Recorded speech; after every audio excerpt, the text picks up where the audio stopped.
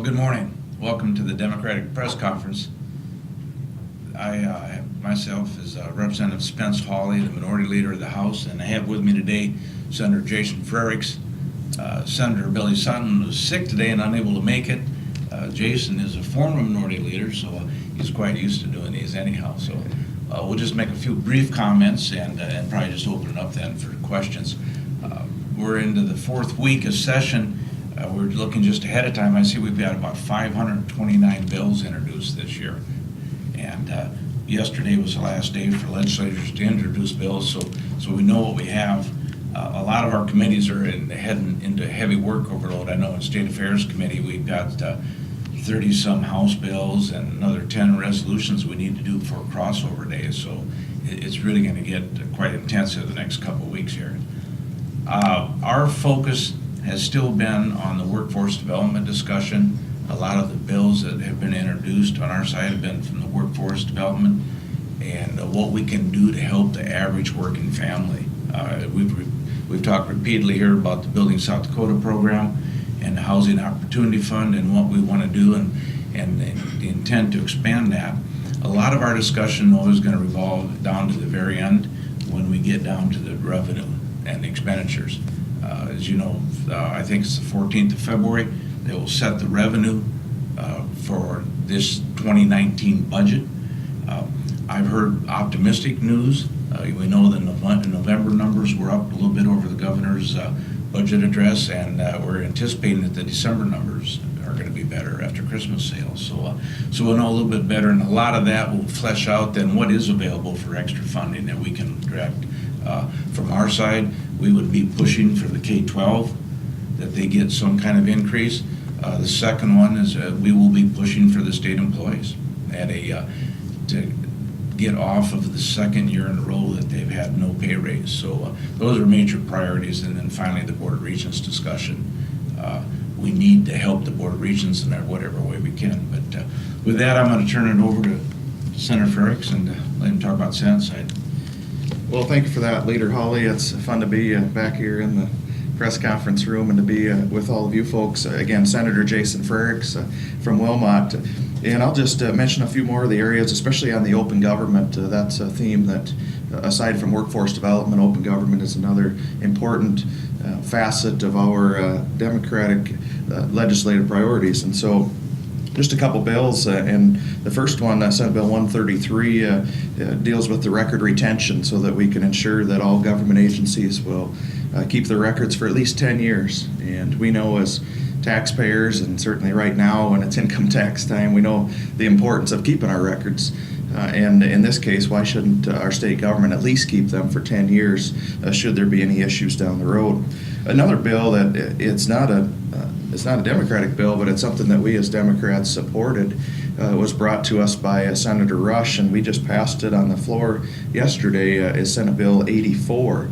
And this requires the disclosure of settlement deals with settlement deals throughout all government levels, basically, but especially in terms of state government. So if they make a deal with someone that it's disclosed, and obviously what Senator Rush talked about, luckily, to our knowledge, hopefully this hasn't happened, but you look at other states where there's been certain settlements reached, especially that he gave the example in Minnesota, perhaps he was in the executive branch even, where they had some harassment issues that were settled, and it's serious dollars that were involved, and so to have the knowledge of that disclosed is important. And lastly, Leader Hawley mentioned, of course, in the workforce development, and he's been very involved. Both him and I helped out on the Building South Dakota program, and we as Democrats have a bill to at least get $5 million from the Futures Fund to continue to give that much-needed help to Building South Dakota. We know housing, workforce development, very important for our communities out there in South Dakota. With that, we look forward to the questions and any discussion. Thank you. Throw it open for questions. There are a number of bills that are aimed at the initiative, referendum, even constitutional amendment process. Yeah. Are there some that you're concerned about and why? Well, and I think we've talked about that at our very first conference here with all the concerns, because there's a ton of bills this year to limit the initiative measure process and the referred measure process. And, we can go through on both sides of the houses. There are several bills out there that try to restrict it. And basically, we oppose those restrictions. We think that the initiative process for South Dakota is a good process. Does it create some problems sometimes with the bills that we have? Yes, it does. But I do not think that we should limit the people's ability to put something on the ballot. And as the referendum process discussion, I think that individuals should be allowed to refer a bill from the state of South Dakota, that legislatures pass up here at the state, that should be brought back. We had and I'll be wrong, I believe it was 1005, and you all can correct me on the bill that was talking about the votes on how we vote, and we had a big discussion on the simple, they were changing the process on a referred law, the yes is no and no is yes discussion, and there was agreement to move it back to the process that it was before. And so those are things that we just need to make sure that it's clear to the public when they're voting, and we need to allow that process. Specifically, there's a bill coming on the constitutional that I believe is unconstitutional, that we have to approve them from the legislature. And I just do not support any of those types of overreach of the legislature. Well, absolutely. There's already mistrust out there from the citizens as far as, wondering if we as elected officials are trying to exercise too much power. And so anytime that power is taken away from the people out there that are proud to have that right to initiate ideas and initiate measures or initiate constitutional amendments, we need to protect that. And so as Democrats, we will join with our Republican colleagues that agree with us to fight back on those attempts at, two areas that are really important and that have some traction, at least the one, the 55% vote on constitutional amendments. I mean, that's a big change, and that certainly takes away power from the people. And so we tried to defeat that bill. It passed in the Senate. I'm not sure it's over in the House side now. But then the other one that would prohibit citizens from initiating constitutional amendments, we're strongly opposed to that. I wanted to follow up on that House Joint Resolution 7, I think it is, that does eliminate that ability for citizens to initiate a constitutional amendment. I spoke to Speaker Mickelson about that bill, and he said, it's kind of in response to some of these laws like Marcy's law passing that he says is really working for the state. And he said that they want to protect the 49% minority from the 51% majority who might have gotten it wrong. I guess we can address that. Sure, I understand what you're saying there, Lee. And that's the problem with looking at these initiative measures or constitutional amendments. We can't try to guess what's in the minds of the public. We have to take it face value, and we know that our voters out there do have the chance to examine their ballot and make a decision one way or the other. And so to think that people didn't know what they were voting on or to question the intent, that's wrong. And we can't do anything but take it face value. And if the concerns are out-of-state interests or anyone else, that should only embolden us here as South Dakotans. We're what do we have, around 800-some-thousand people here that we're almost kind of like a big family where we can look out for each other. And if we don't like what's happening, that's why we get involved and make a difference and then push back on those attempts. So again, we need to keep it simple enough and obviously follow the process that has worked and kept our state very strong to this point. Yeah, and I would just reiterate what Jason said, that we would just totally oppose any change to limit that constitutional amendment by the people, that they could not do it. Any other questions?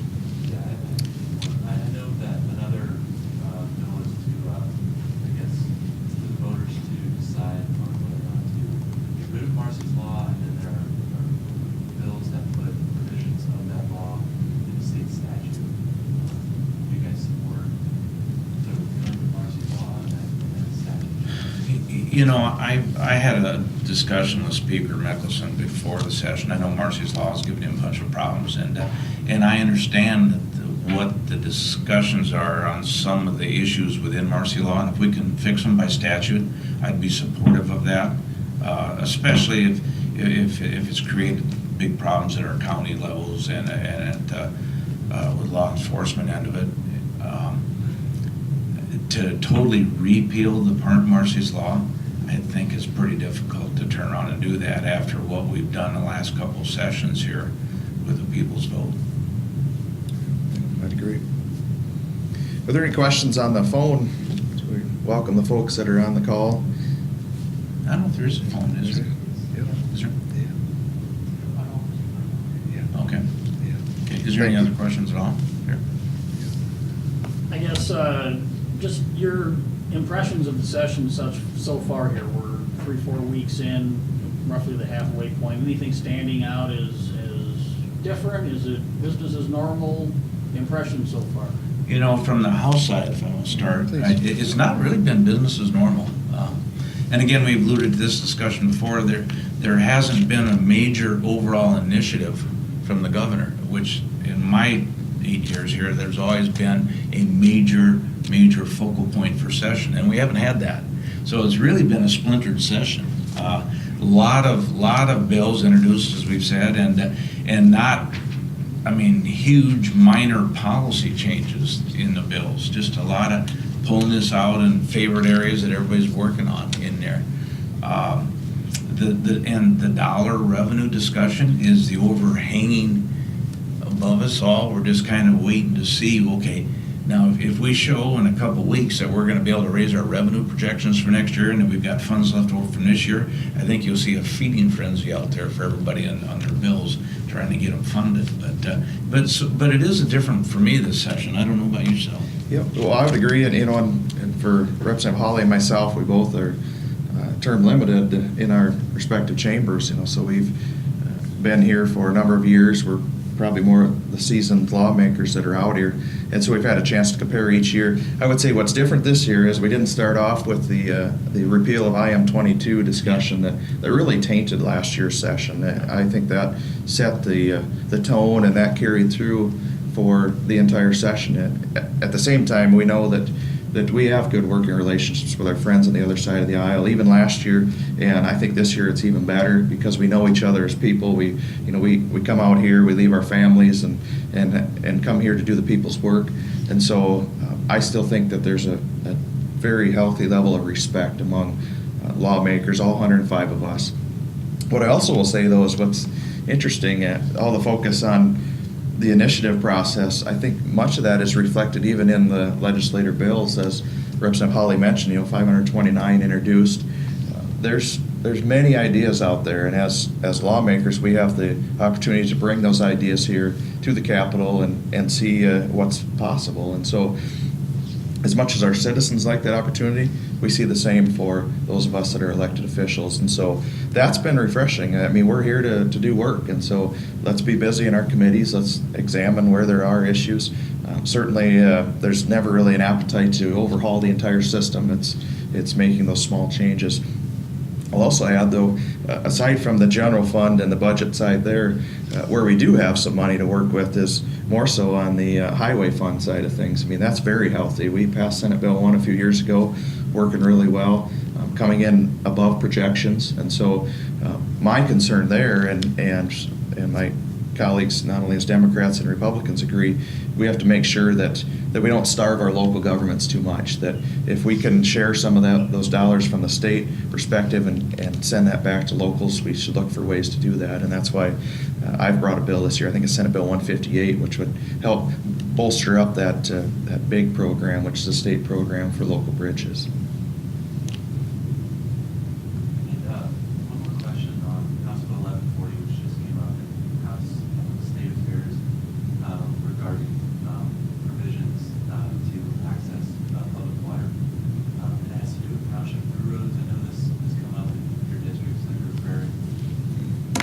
And I believe the legislation added that no county or township may vacate a highway which provides access to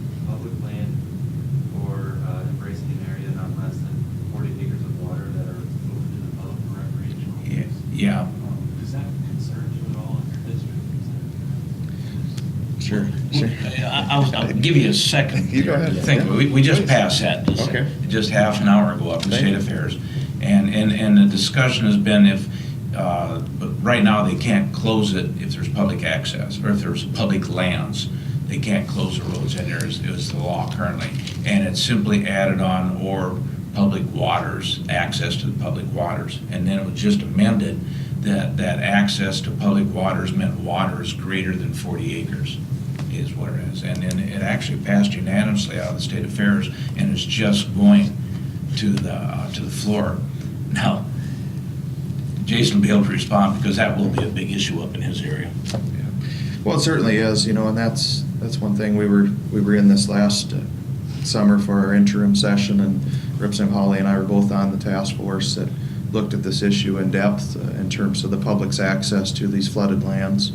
And it's a huge issue. Obviously, I know Lee, you've had a chance to interview many people that have been involved in this issue up in the Northeast, but it's certainly more than a Northeast issue, and that's one thing that I have appreciated, that lawmakers from across the state have asked to know more about the issue. And even though each of us will have our certain areas of the issue that we're going to probably stake our claim, I think that, and I'm refreshed to hear that at least there is discussion on how can we work better, because obviously there are questions on when these roads are vacated and if there is a need for the public to have access to the land or water that's beyond that point. Certainly that needs to be brought into consideration. At the same time, much of the reason why these local governments have asked to vacate roads is simply because it's easier for them to operate in terms of farming that land that may be around those bodies of water or anything else. But it's very contentious, and there's always going to be two sides to that issue. But we're going to keep working on it. I know on the Senate side we have a number of those bills that are dealing with the non-meandered water issue. And in committee and on the floor, we will have some very much robust debate about what's going to be the best plan. From my standpoint, I'm most in favor of giving certainty out there to our sportsmen and women and the landowners so they know where they stand on the issue. And so I would be much more in favor of making sure we remove the sunset on the law that currently exists. And then if there are adjustments we can make, let's certainly look at those. Not close the book on it this session, and certainly not forget about it in the future. From the House side, as you know, we've already passed out of the House the bill that removed the sunset and left the bill in. And I supported that. That was a great starting point. That being said, there are a lot of other bills out there. One thing that I've learned, and I'd probably come at it more from the sportsman's side than Jason comes at it from the landowner side, is that the respect side to the landowner is a major factor in this. And somehow we need, as our discussions go through, as we push for open waters for sporting and fishing and all that, that we maintain the respect for the landowner and their land, and that somehow needs to stay in the process, because that to me was one thing that stuck out loud and clear this summer, that they feel that they were just being run over and showing no respect for their rights at all. And we don't want to have that happen either, so as we get together towards the end of session. And that's very, very refreshing for me to hear that, because myself, yes, I am a landowner, but I'm not a landowner affected by this issue as far as flooded lands. But to hear a sportsman like Representative Hawley say that respect is first and foremost for those folks, it's awesome. So I think we're making headway, but there's always going to be outside of the legislature even that discussion that happens that we have to certainly be attentive to, but at the same time we're here to do our job and obviously give that certainty. It's interesting how we get into issues that from some of the previous discussion. This is not a partisanship issue discussion. It's not a Democrat issue. It's not a Republican issue. It's just a broader issue for everybody to discuss, and we divide across party lines on every side of this. Any other questions at all? Thank you for your time. We appreciate it. Thank Have a you great very weekend. much.